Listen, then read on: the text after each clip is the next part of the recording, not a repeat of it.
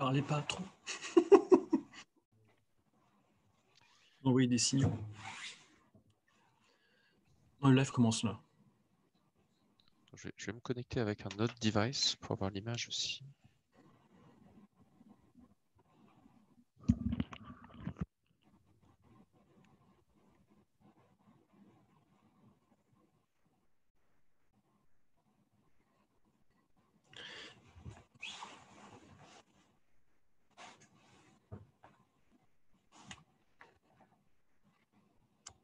Bien, bonjour à toutes et à tous. Je pense que le live est lancé.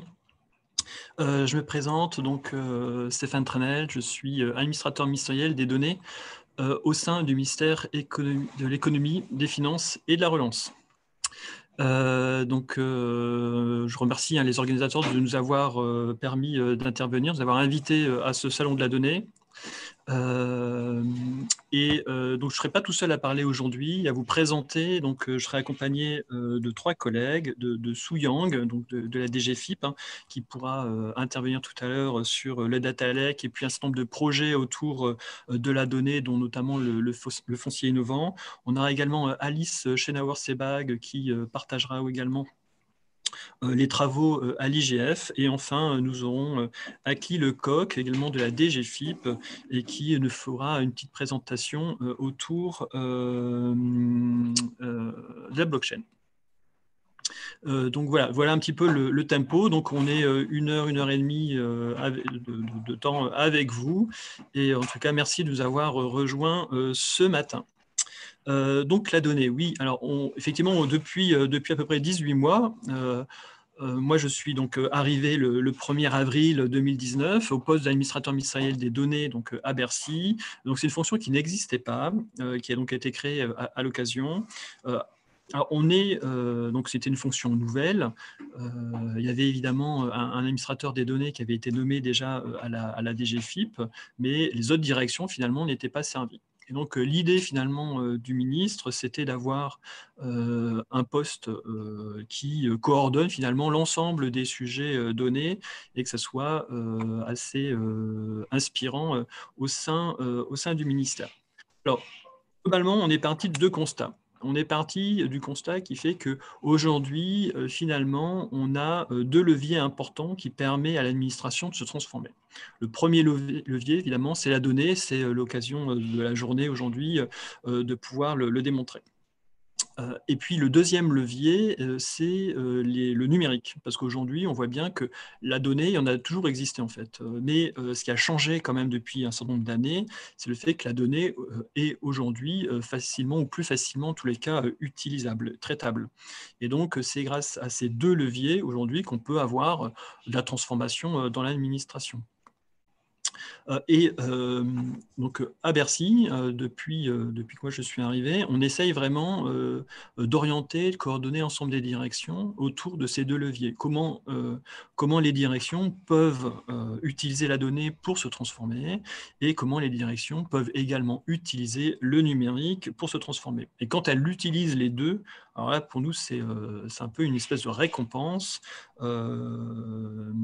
Alors on a énormément de directions qui aujourd'hui utilisent ces 2 leviers. Donc on aura l'occasion tout à l'heure d'avoir des explications de l'IGF et également de la DGFIP. On a évidemment d'autres structures qui également innovent grâce à ces 2 leviers. On travaille énormément avec l'INSEE, avec la douane, avec la Direction générale des entreprises, avec la répression des fraudes, avec la IFE, le CISIR, et bien entendu notre propre structure qui est le secrétariat général. Donc toutes ces structures, je ne vais peut-être pas toutes les citer, mais globalement, on est au cœur finalement de cette transformation. Et pour y arriver, on a développé depuis à peu près 2 ans un certain nombre d'outils qui permettent justement d'essayer d'impulser finalement cette dynamique au sein de l'administration. Un des moyens qui est quand même essentiel, c'est les budgets. c'est quand même un peu le nerf de la guerre. Les euros, c'est essentiel. On le voit également en ce moment sur la crise, sur le fait qu'on irrigue l'économie avec un certain nombre de moyens des euros pour que les territoires, les administrations puissent développer, et les entreprises puissent développer leur économie, leurs services. Et donc, au sein du ministère, on a mis en place un fonds de transformation ministériel qui, justement, subventionne, aide, cofinance un certain nombre de projets de transformation au sein du ministère.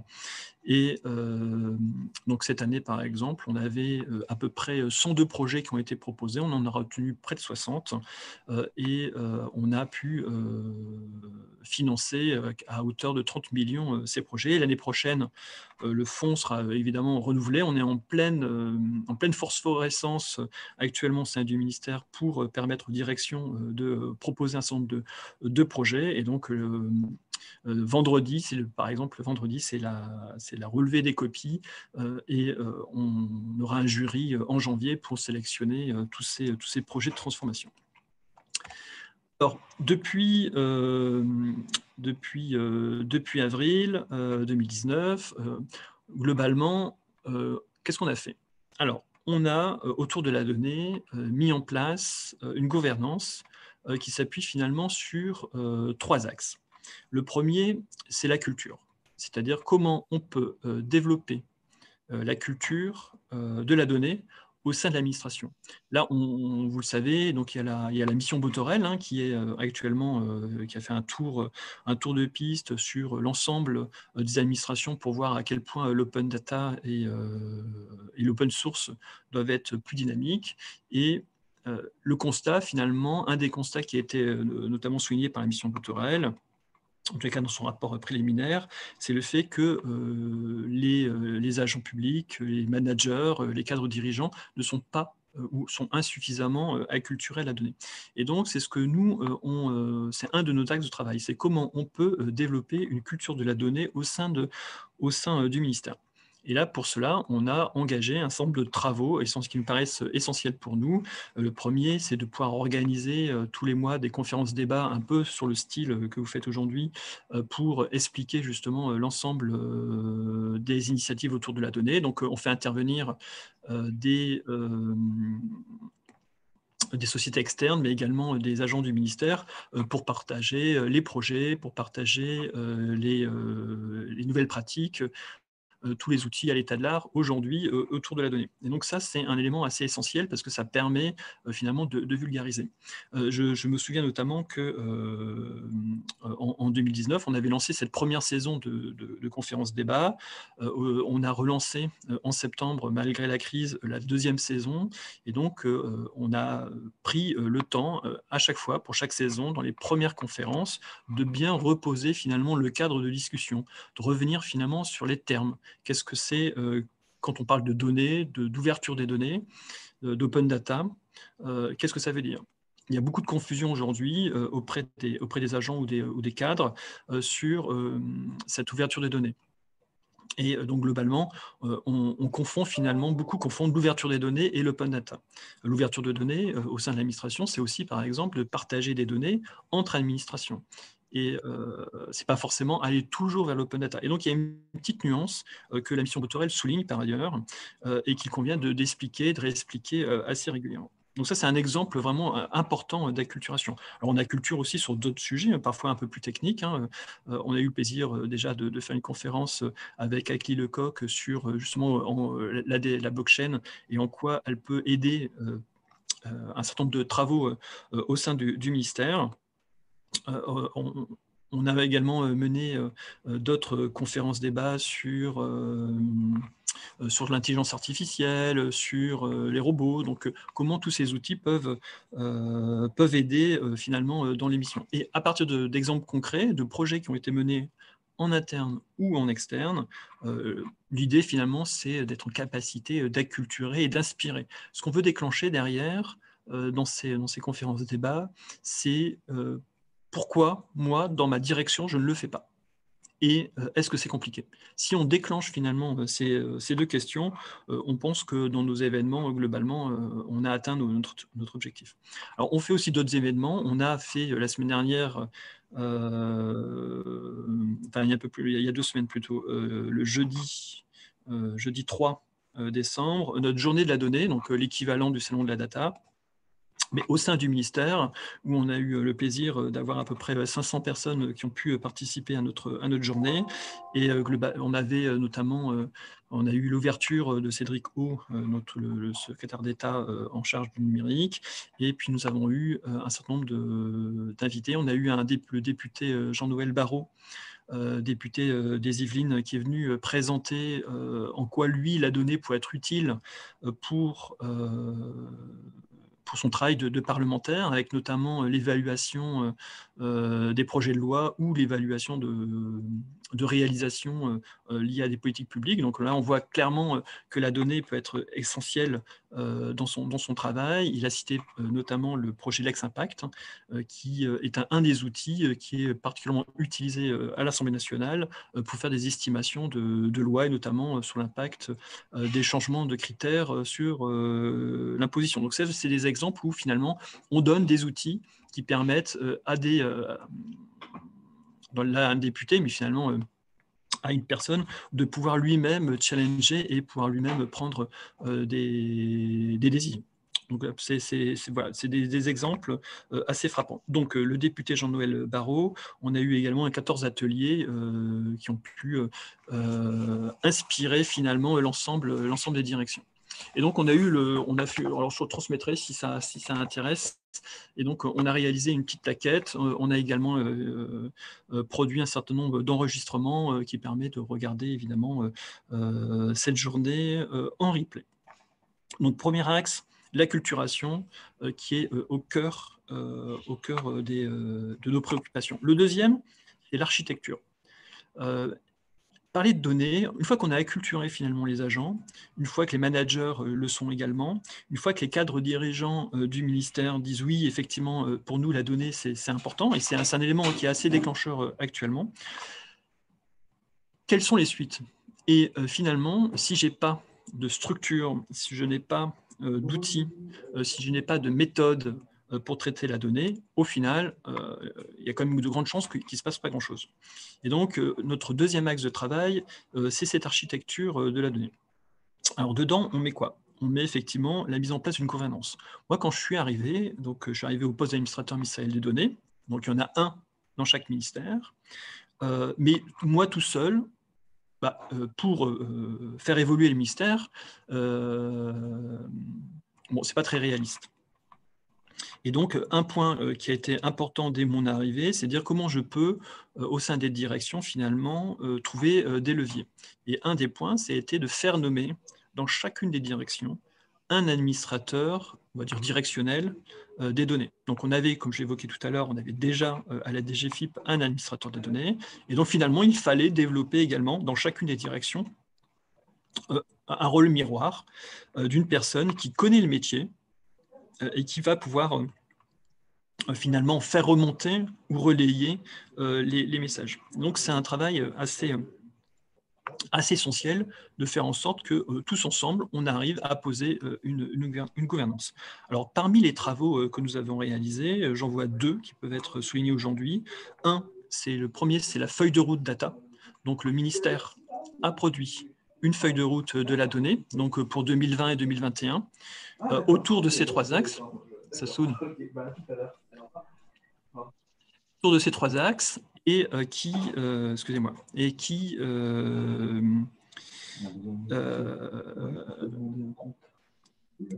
attendez, quittez pas.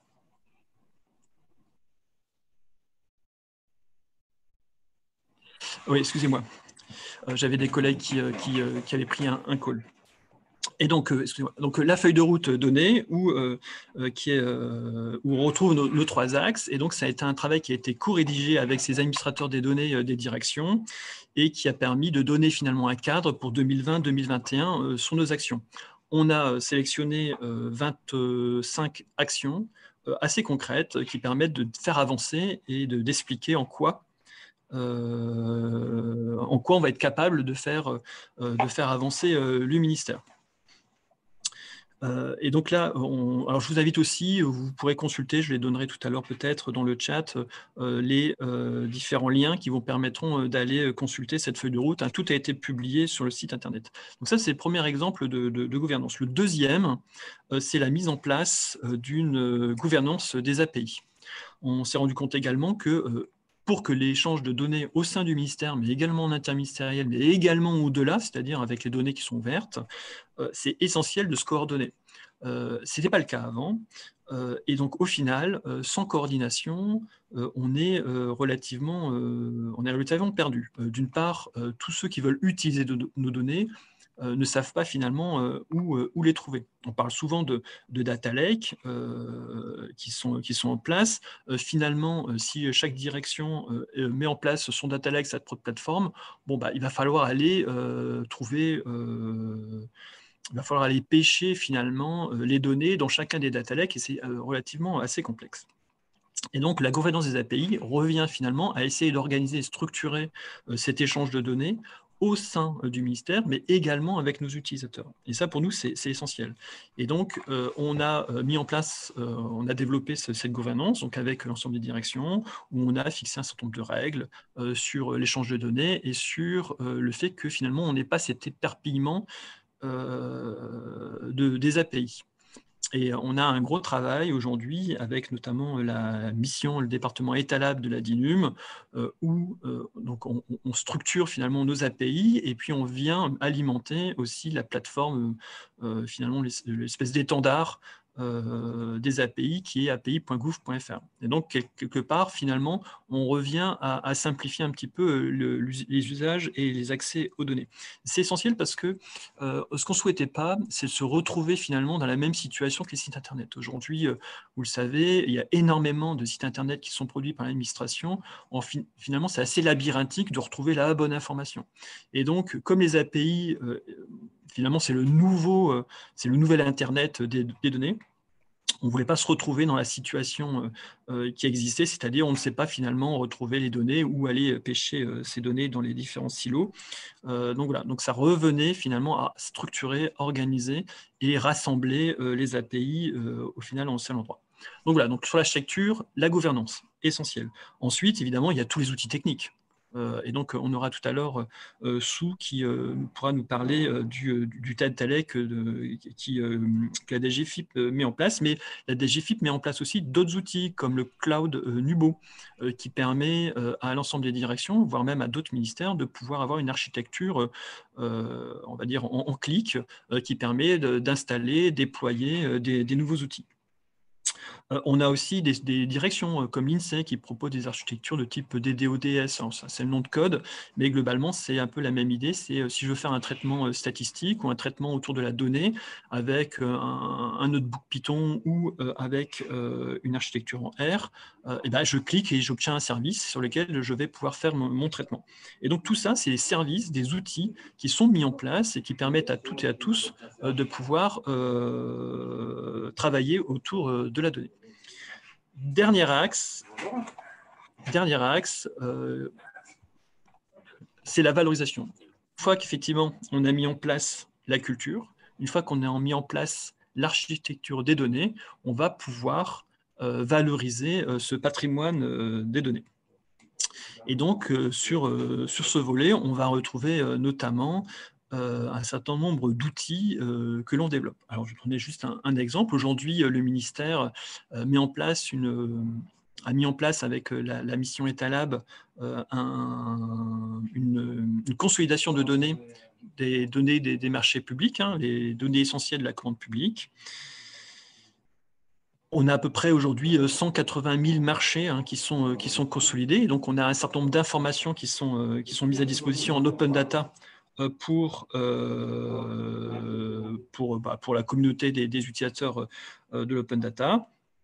Et ces données sont valorisées. Donc, on a développé un certain nombre de tableaux de bord qui permettent, dans un premier temps aujourd'hui, en interne, de pouvoir comprendre un petit peu la dynamique des marchés qui nous sont remontés. Et puis, en externe, pour l'instant, on met à place des tableaux de bord qui, aujourd'hui, permettent juste de pouvoir vérifier finalement le bon fonctionnement de cette collecte, mais très rapidement, on mettra en place des outils qui vont vous donner, qui permettront de voir et de parcourir ces données dans leur ensemble. Donc voilà, donc il y a un vrai sujet de comment je peux valoriser.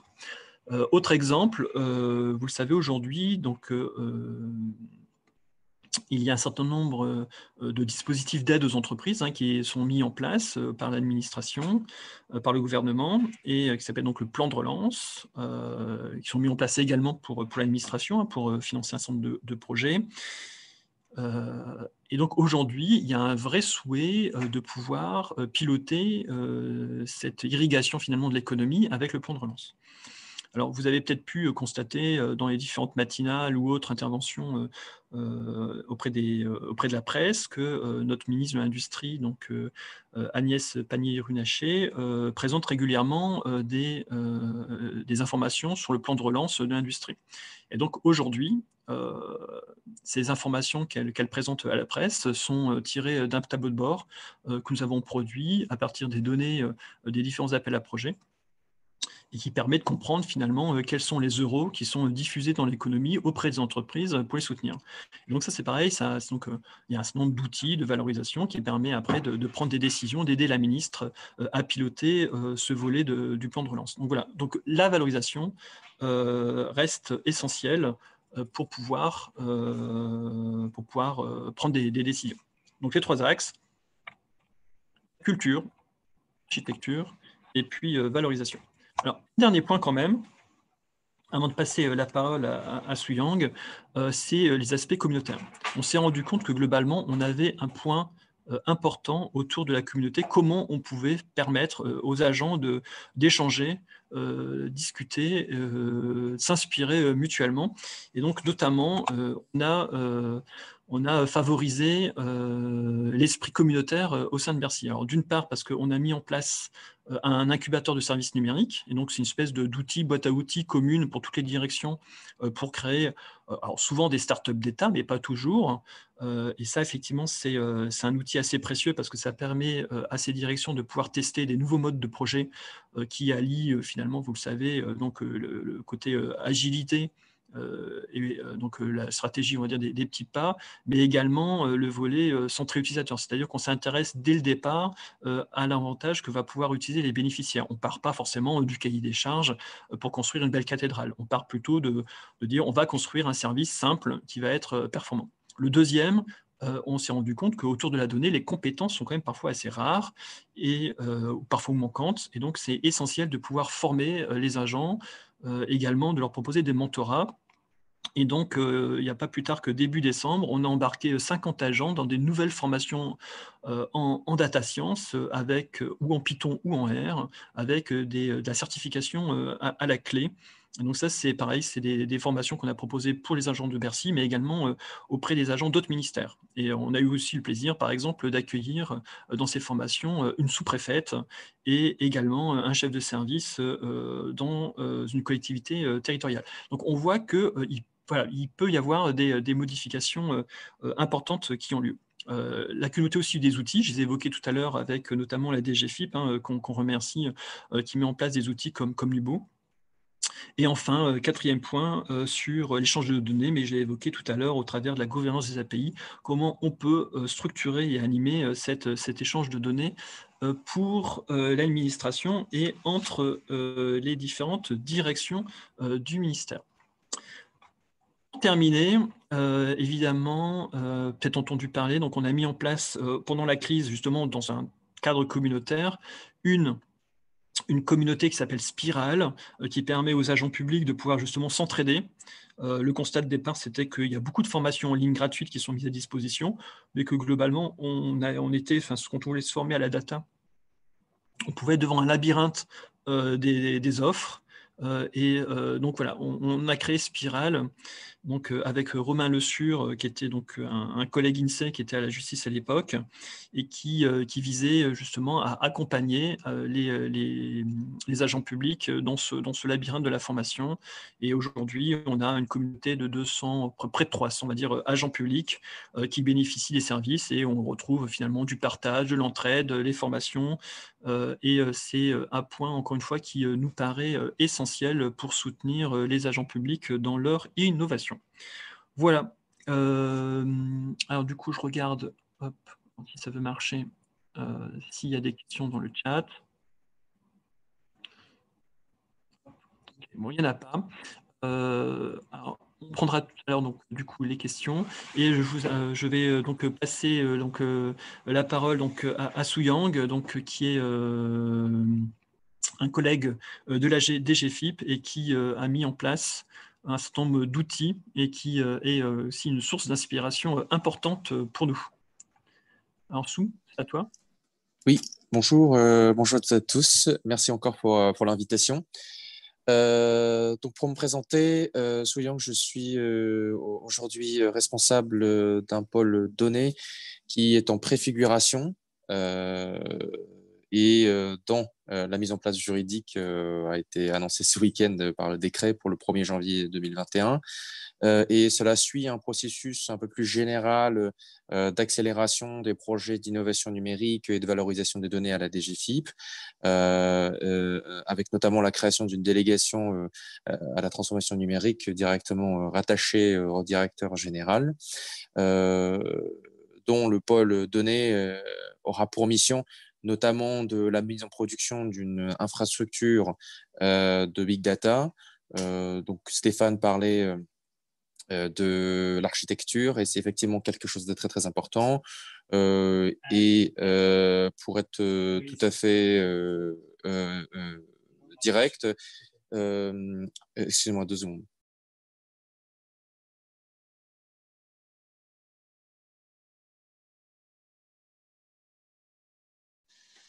Excusez-moi. Comme je disais, c'est infrastructure permet notamment d'accélérer les transformations que nous souhaitons faire sur les données. Un exemple que nous avons, c'est le calcul des agrégats statistiques sur des données fiscales internationales qui sont très très importantes pour la gestion fiscale. Jusqu'à cette année, nous utilisons des modules de l'Union européenne qui mettaient jusqu'à 2 jours pour on fait des agrégats, parce que ce sont des modules qui sont assez anciennes et qui ne fait qu'augmenter. Et nous avons ressenti un besoin de basculer sur une infrastructure un peu plus adaptée au traitement des données massives. Et depuis début de ce mois-ci, nous sommes passés sur une infrastructure Hadoop et qui nous a permis de diviser par 50 le temps d'exécution pour ces agrégats statistiques. Donc, c'est pas un exemple très sexy, mais cela étant dit, c'est quelque chose qui montre que la puissance de calcul représente quand même le premier intérêt de cette infrastructure. Nous souhaitons également industrialiser les projets de data science que nous avons d'ores et déjà démarré, notamment avec la mission requête et valorisation du contrôle fiscal. Par industrialiser les projets de data science, nous entendons évidemment d'automatiser certaines étapes des projets de data science, de faire en sorte que le code soit exécutable dans un environnement cible qui est celui de notre infrastructure Data Lake. Voilà. Pour illustrer un petit peu ce que nous souhaitons faire, donc je vais vous parler d'un projet qui est également lauréat du Fonds de transformation d'action publique, qui est le projet de Foncier innovant. Ce projet a 2 étapes. Donc, je parlais de Data Lake, qui est une infrastructure interne à la DGFIP. La première étape du projet Foncier innovant, cependant, se passe sur une infrastructure externe parce qu'elle porte sur des données publiques.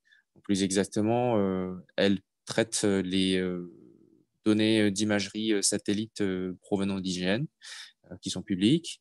Et l'idée, c'est d'abord, en utilisant des techniques d'apprentissage profond pour extraire des formes géométriques à partir de ces imageries satellites, et ensuite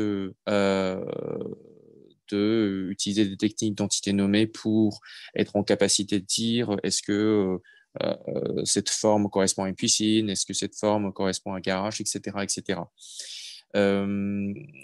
Et dans un deuxième temps, de rapatrier les résultats sur l'infrastructure data lake dont j'ai rapidement parlé, et qui permet de le croiser avec les données du cadastre de la DGFiP pour des besoins de régularisation de l'imposition des biens détectés en cas d'absence de taxation aviaire. Donc ça, c'est un projet qui a démarré très récemment et l'un des projets importants qui porte sur la valorisation des données foncières pour les années à venir. Un autre projet qui a déjà démarré également est un projet de valorisation des cessions immobilières que nous traitons avec l'aide du service de contrôle fiscal, et qui consiste à utiliser, donc à valoriser les données des transactions immobilières, des données des caractéristiques des locaux, et ainsi que des données sociodémographiques qui proviennent de l'INSEE, afin d'être en capacité de prédire les prix de transactions en mètres carrés des bâtis. Et puis sur des cas à venir ou en cours, nous serions en capacité, voilà, de trouver des outliers dans les prédictions qui feront, voilà, qui seront en capacité d'alimenter notre programme de contrôle fiscal. Je pense que nous sommes également en train de réfléchir avec les collectivités locales sur la valorisation de leurs données, notamment des balances et des balances comptables et de la gestion du budget. Et je le mentionne parce que je pense que c'est important de dire que la valorisation de données, c'est vraiment quelque chose que nous souhaitons mettre dans les mains de tous les métiers de la DGFiP. Voilà, j'ai terminé. Je suis disponible si vous avez des questions. Merci beaucoup, Sou. Je vous propose que nous puissions suivre donc avec Alice Schneider-Sebag, qui travaille donc à l'inspection générale des finances et qui va présenter en quelques minutes les travaux à l'IGF. Bonjour à tous. Alors, moi, je voulais partager. Voilà. Okay.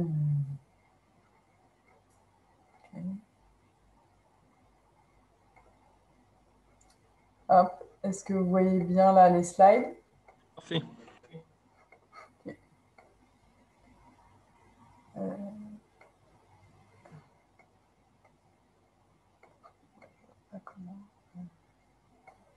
Ok. Donc du coup, vu qu'on n'a que quelques minutes, je vais être rapide. Et donc, pour vous parler aujourd'hui un peu de la science des données à l'IGF, donc je vais passer sur ce qu'est la science des données, étant donné le temps, mais peut-être vous parler donc du pôle sciences des données de l'IGF, donc qui est une équipe que j'ai créée il y a environ 2 ans, donc en février 2019. Donc, ce pôle sciences des données a un rôle d'appui aux missions de l'inspection générale des finances, de déploiement d'outils transverses et de formation interne donc, sur les sujets liés à la science des données, et de relations avec les producteurs de données comme les services numériques et les services partenaires. Et donc, c'est un pôle qui est structuré, maintenant que ça fait 2 ans, en cours de renforcement, avec 4 types de postes, donc la responsable du pôle, moi-même, l'adjoint, un statisticien, et puis 2 ou 3 stagiaires avec des compétences diverses qui permettent de couvrir en fait à peu près, disons, à peu près toutes les compétences nécessaires en sciences des données, exception faite des questions d'ingénierie et d'architecture qui ne se posent pas vraiment à nous, mais donc en machine learning, en économétrie, en statistique et, ce qui est très important aussi, en programmation et en visualisation de données. Peut-être un tout petit peu de contexte sur l'inspection générale des finances. Donc l'inspection générale des finances, c'est un corps d'inspection à vocation interministérielle qui reçoit ses lettres de mission directement soit du Premier ministre, soit de son ministre de tutelle, donc actuellement le ministre de l'économie, des finances et de la relance, ainsi que des autres ministres. Et donc, il va y avoir une équipe d'inspecteurs qui va être staffée sur les sujets qui arrivent et qui auront donc en moyenne 3 mois pour répondre à un sujet qui va être d'aide à la décision stratégique, d'évaluation des politiques publiques, ou qui peut également être une mission d'appui, d'assistance à une personnalité qualifiée. Et donc, dans ce cadre, en fait, il y a au moins un bon tiers des missions qui nécessitent, par exemple, lorsqu'on va évaluer un dispositif fiscal, qui nécessite de pouvoir avoir accès à une analyse de données. Et donc, le pôle, il y a 10 ans, est arrivé concomitamment avec un accès à des données fiscales et à des données INSEE pour lesquelles l'IGF avait été habilité, et via le CSD, donc ce boîtier, bon, il est là, je ne le déplace pas, parce que c'est un peu lourd. Je suis désolée. Effet du direct.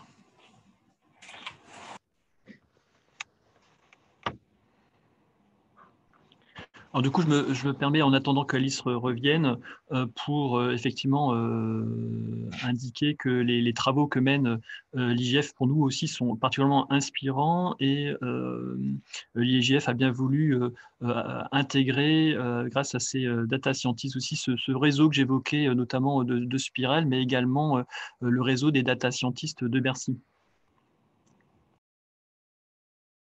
Oui, merci beaucoup Stéphane, désolé.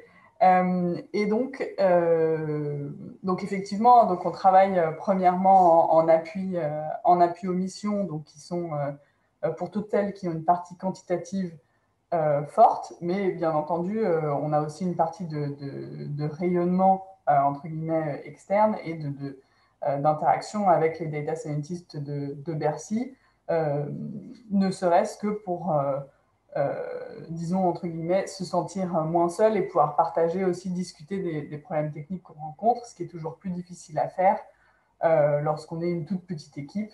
Et donc, il vaut beaucoup mieux qu'il y ait un réseau qui permette à chacun de ne pas partir de zéro et de pouvoir construire à partir de réseau.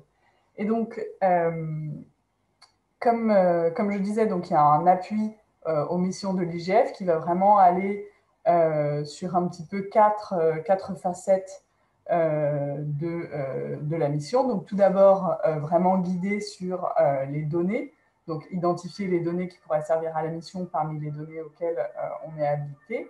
Également, ouvrir les horizons en fait, sur les approches possibles en termes d'analyse. Donc, si c'est une analyse qui peut se faire facilement sous Excel, dans ces cas-là, on s'orientera plutôt vers un appui méthodologique.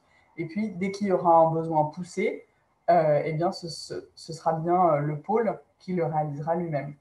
La partie visualisation est très importante, à la fois pour nous, pour guider notre travail, donc en cours de mission, mais bien entendu pour partager les résultats, que ce soit avec les inspecteurs ou dans le rapport et la présentation finale.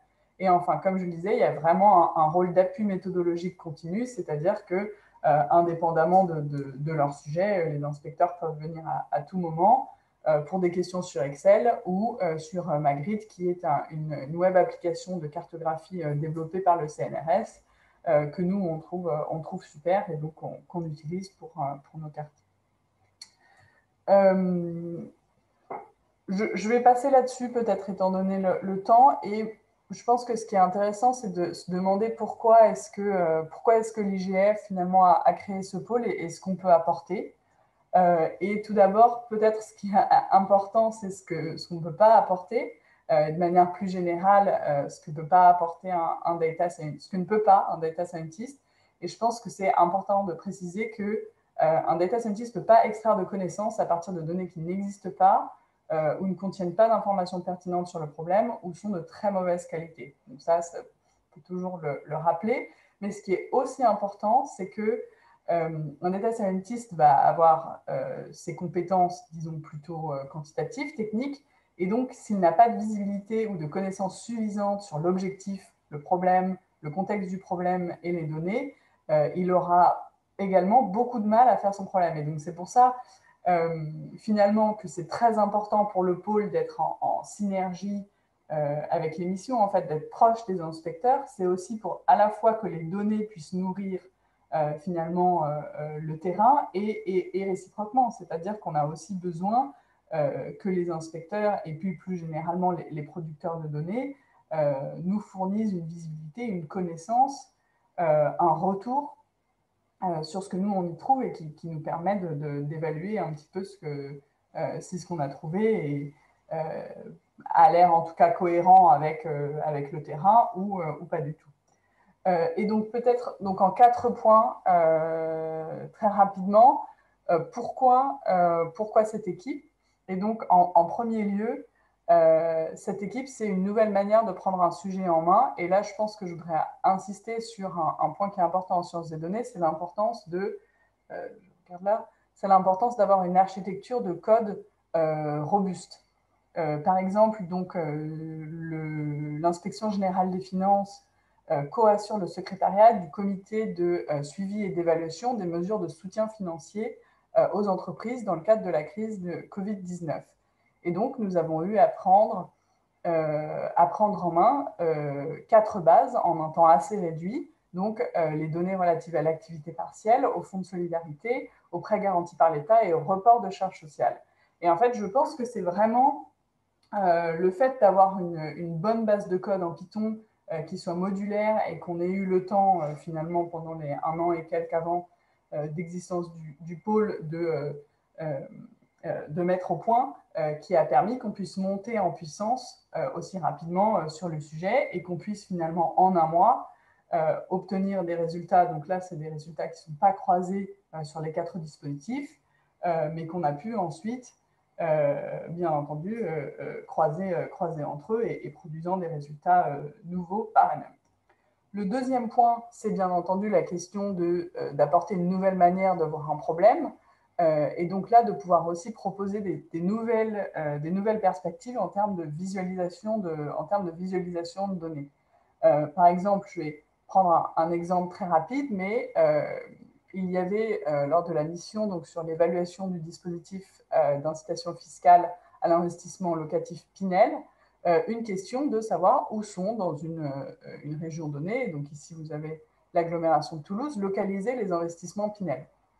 Or, il y a bien entendu le fait que ces éléments sont ces données sont des données fiscales et donc par conséquent, on ne peut pas représenter d'informations sur moins de 10 ménages, sur moins de 10 investissements en l'occurrence. Et bien donc dans ce cas-là, ce qu'on a pu proposer, c'est une méthode automatique pour en fait construire des voisinages d'investissement Pinel qui permettent à la fois ici, comme vous le voyez, d'avoir une idée un peu par rapport à l'agglomération de Toulouse de où sont localisés les investissements, mais de respecter bien sûr le secret fiscal lors de la préparation des éléments du rapport. Je pense qu'un troisième point, c'est une nouvelle manière de répondre à une question. Donc finalement, le machine learning, mais plus généralement la science des données et les statistiques, l'ensemble de cette expertise, ça nous permet de présenter ce qui est possible, de le challenger. Dans le cas où je pense l'État est face à des prestataires, c'est important qu'il ait ses compétences en interne aussi pour pouvoir finalement challenger et évaluer ce qui lui est proposé et réaliser l'éventail de ce qui est possible. Donc, comme je disais, par et pour l'IGF et l'État. Et je vais passer là-dessus. Et enfin, mon quatrième point, c'est que le pôle sciences des données, c'est un nouvel endroit pour faire ces analyses. Et notamment, c'est un endroit qui est au plus près du besoin. Et comme je le disais, je pense que c'est c'est vraiment capital pour produire des analyses qui sont vraiment informatives et aussi qui bénéficieront du retour du terrain et des entretiens et de l'expertise des inspecteurs et puis des administrations. C'est important qu'on puisse finalement être directement à l'IGF et donc avoir ces interactions de grande qualité pour produire de meilleurs résultats. Donc en conclusion, donc la science des données à l'IGF a plusieurs rôles, notamment un rôle donc, des analyses de données poussées sur les missions de l'IGF. Plus généralement, un rôle de montée en compétence du service et de capitalisation des connaissances, et aussi de développement des relations avec les producteurs de données et les services équivalents, ou en tout cas services amis comme la direction d'innovation, comme Stéphane. C'est une équipe d'experts donc près du besoin pour élargir la vision et le champ de ce qui est possible grâce aux données et à leur analyse. Voilà, je vous remercie. Merci Alice. Et donc, sans transition, je vous propose d'évoquer avec Akli Lecoq les travaux autour de la blockchain. Bonjour, je ne sais pas si vous m'entendez. Vous m'entendez distinctement? Est-ce que vous pouvez m'entendre? On t'entend Akli et ça brouille un peu, mais on t'entend. Ok. Alors, je vais partager d'abord mon écran. Et donc, Akli, juste en 10 minutes, le temps qu'on prenne quelques questions à la fin. D'accord.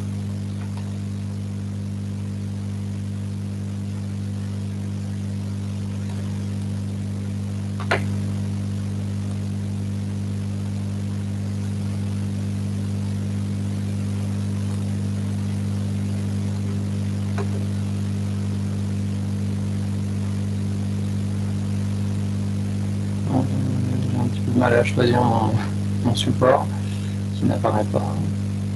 Le son n'est pas très bon, Akli. Ouais, je sais pas si c'est. J'ai deux micros, donc. Peut-être en couper un. Oui, là, c'est bien. Est-ce que vous m'entendez là? Oui, très bien. Mieux. Ok, donc celui-là est mieux. Je travaille donc à l'ADNEF, la Direction nationale d'enquête fiscale. Et donc on est confronté, on est spécialisé dans les différents services, donc au sein de la DGFIP, sur notamment le e-commerce et toutes les activités qui sont liées d'une part aux places de marché et d'autre part aux moyens de paiement, un petit peu novateurs. Alors pour certains, on parlerait encore de PayPal ou de néobanques, mais on va dire que l'une des innovations majeures de la dernière décennie se situe de mon point de vue plutôt au niveau des crypto-monnaies et donc des différentes technologies sous-jacentes qu'on appelle des technologies de registre distribué, donc autrement dit des blockchains d'une part et des graphes de l'autre, mais les gens connaissent surtout les blockchains. Je ne sais pas si vous pouvez voir mon écran correctement, parce que j'ai mis un partage entier. Oui, on voit très bien Akli. Alors, donc en fait, ce dont on parle, c'est d'une adaptation en fait des différents services publics et des administrations à cette nouvelle vague en fait technologique qui s'appuie sur les vagues précédentes. En fait, Carlotta May est une universitaire un petit peu connue au niveau mondial. Et donc, elle explique assez bien que en fait, chaque vague technologique repose sur les vagues précédentes. Et donc, pour ce qui concerne les technologies dématérialisées et informatiques, on a d'abord une vague d'ouverture du matériel, donc avec IBM, qui ensuite a ouvert les ordinateurs matériels. Ensuite, une vague logicielle avec Microsoft, qui est donc une société privée aussi, et qui a ensuite permis d'ouvrir les différents logiciels pour avoir de l'open source avec Linux. Et ensuite, on a les réseaux eux-mêmes qui deviennent ouverts, enfin en tout cas les données deviennent ouvertes, avec toujours au départ une société privée qui est Google, et ensuite des données qui sont open source, alors qui sont mis à disposition en fait du public, mais qui ne sont pas nécessairement écrits par le public. Et donc la vague suivante, celle des crypto-monnaies, en fait, c'est l'ouverture de la donnée, mais pas simplement sa lecture, c'est aussi son écriture en commun. Et donc, ça consiste à se mettre d'accord sur la réalité d'une transaction ou d'une information, pas seulement un échange d'argent, en commun sans qu'il y ait une autorité centrale en fait, qui valide que cette transaction ou ce fait en fait, est simplement arrivé. Donc, voilà. Donc c'est ça en fait l'invention fondamentale de ce qu'on appelle la blockchain et les crypto-monnaies. C'est pas uniquement envoyer de l'argent, c'est se mettre d'accord en commun sur quelque chose qui est arrivé sans qu'il y ait une autorité centrale qui valide. Alors pour ce qui concerne la monnaie et donc du coup les impôts et le travail de l'administration publique, donc on a une petite idée du nombre de personnes puisque on a une évaluation qui est faite chaque année par l'université de Cambridge où on est plutôt autour de 100 millions de comptes et a priori une fourchette basse de 191 millions de comptes et 100 millions d'utilisateurs, puisqu'un utilisateur peut créer autant de comptes qu'il le souhaite en fait. Donc tout ça, ce sont que des estimations, mais c'est des estimations qui pointent dans la même chose, à savoir une évolution de plus en plus importante du marché. Alors il y a deux manières de voir le marché des crypto-monnaies. La première, c'est une manière linéaire. Donc en fait, c'est de simplement regarder. Alors là, ce que vous avez sous les yeux, c'est le prix pour le Bitcoin uniquement, c'est pas l'ensemble du marché des crypto-monnaies. Et donc vous avez une manière linéaire de voir les choses. Donc vous voyez simplement une bulle en 2017 qui s'est effondrée et puis qui repart maintenant depuis ces derniers mois. Ça, c'est quand vous mettez votre prix sur une échelle linéaire. Et si vous mettez votre prix sur une échelle logarithmique, où en fait au niveau vertical dans la courbe de droite, vous verrez en fait que le prix en fait a déjà eu entre guillemets une première bulle en 2011 et ensuite le prix s'est effondré. Puis il y a eu une deuxième bulle en 2013, puis le prix s'est effondré encore pendant plusieurs années.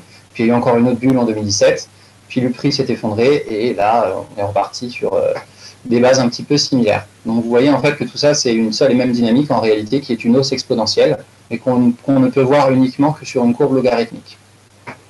Voilà. Donc ça, c'est pour la dynamique. Et donc tout ce marché, le marché global, hein, pas uniquement le Bitcoin que vous avez sous les yeux, le marché global des crypto-monnaies, à l'heure actuelle, il est plus 550 milliards de dollars. Voilà, pour des millions et des millions d'utilisateurs dans le monde, avec que des estimations par pays.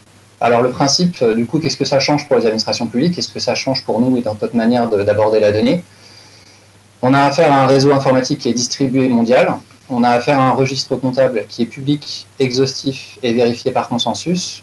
On a affaire à des unités de compte, donc quelque part de l'argent, hein, même si beaucoup considèrent que ce n'est pas du vrai argent parce que voilà, ça ne serait pas une monnaie officielle reconnue par les États. En tout cas, une monnaie ayant cours légal au sens du code monétaire et financier. On a des unités qui sont échangées de pair à pair. Et donc, en fait, le principe, là, c'est que vous avez une sortie d'argent. Donc, on parle de sortie et non plus de débit ou de confirmation quelconque. On parle uniquement de sortie d'une clé cryptographique publique et de l'autre côté, on parle d'une entrée uniquement. Donc, ce qui correspond au crédit sur un compte bancaire, donc quand la somme est créditée sur votre compte, quand vous recevez votre paie par exemple. Voilà, donc là, c'est une entrée sur une blockchain. Quand vous vérifiez que l'argent est bien arrivé, c'est juste une entrée en fait. Et pourquoi on adopte ce langage? Parce que c'est un langage qui est universel, il est reconnu par tout le monde, donc voilà, soit l'argent sort, soit l'argent rentre. Donc une personne peut détenir de multiples clés publiques.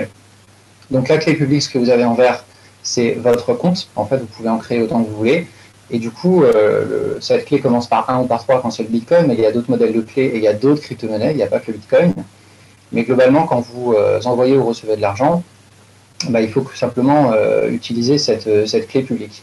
Et pour la contrôler, par contre, donc pour avoir le droit d'envoyer de l'argent, il faut avoir le mot de passe. Et le mot de passe, c'est ce qu'on appelle la clé cryptographique privée, que vous voyez en rouge. Voilà. Donc du coup, toutes les transactions depuis 2009, depuis le 3 janvier 2009, sont exhaustives, mondiales et publiques. Donc en fait, vous ne pouvez pas avoir de transactions offshore ou à l'étranger, ou de compte en Suisse ou à Singapour. Ça n'existe pas, en fait, tout est public. Par contre, l'identité des gens n'est pas communiquée. Ce que vous voyez uniquement, c'est le truc qui ressemble à une adresse Wi-Fi et qu'on appelle la clé publique. Et donc, du coup, par rapport à ça, vous avez un très léger problème pour toutes les administrations publiques à venir, qui est de savoir en fait qui est qui et qui fait quoi. Voilà. Donc, plutôt que de faire de longues explications sur les différents projets que nous menons, je vais simplement essayer d'expliquer le problème. Vous avez en fait des administrations publiques qui sont basées sur les normes, donc les lois, qui obligeaient dans un premier temps les personnes physiques et les personnes morales en ayant des référentiels comme l'identité, la carte d'identité par exemple. Ensuite, vous avez une petite évolution depuis les années 90 et jusqu'en 2010 environ, avec ce qu'on appelle l'ubérisation. voilà, mais en fait, c'est des plateformes centralisées. Et donc, en fait, les gens ne sont plus uniquement des numéros de pièces d'identité, mais deviennent des logins, des mails, voilà, des données un petit peu diverses qui correspondent à des identités multiples sur des plateformes. Donc là, c'est un petit peu plus difficile pour l'État de récupérer les données et de savoir qui est qui et qui fait quoi. Et enfin, vous avez une troisième phase où, depuis 2009, en fait, les gens deviennent en fait des clés cryptographiques publiques. Et donc, pour connaître leur identité, c'est un petit peu plus difficile. Et surtout, il n'y a plus d'autorité centrale auprès de qui on va pouvoir récupérer de l'information, tout simplement même récupérer de l'argent, quand il s'agit de taxer pour lutter contre l'évasion, enfin, contre la fraude fiscale. Donc voilà, il s'agit de vagues technologiques différentes. Et en fait, ce qui est un petit peu la réflexion du ministère de l'économie en général, mais pas seulement, à une échelle interministérielle, c'est de savoir en fait comment faire le lien entre une personne physique comme vous et moi, une entreprise, une société, et puis ces différentes clés en fait publiques cryptographiques qui pour l'instant peuvent échanger uniquement de l'argent, mais qui dans les prochains mois et prochaines années, même si ça existe déjà à l'échelle expérimentale, pourront échanger des contrats, des assurances, des retraites, voilà, ce qu'on appelle des smart contracts.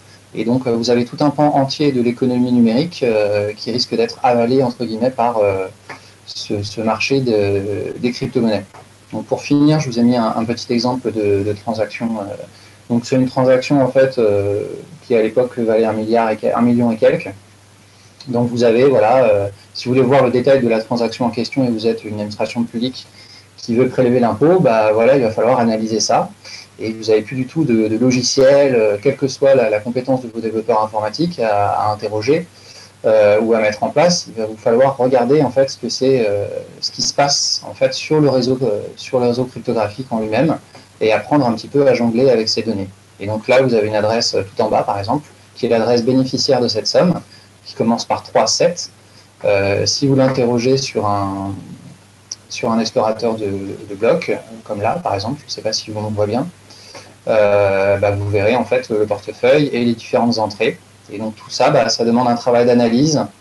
Et donc ça correspond à des nouveaux métiers. Donc par rapport à tout ça, la réflexion qui est au stade, on va dire, de l'avant-projet, c'est une réflexion du ministère et des administrations en général, consiste à pouvoir mettre en place des outils pour visualiser ces données correctement de la part des fonctionnaires et des agents publics pour pouvoir s'y retrouver. Et une des manières de s'y retrouver, c'est notamment d'utiliser ceci, c'est-à-dire une base graph. Donc en fait, quelque chose qui vous met, qui vous représente visuellement en fait des personnes et qui vous met le lien entre ces différentes personnes.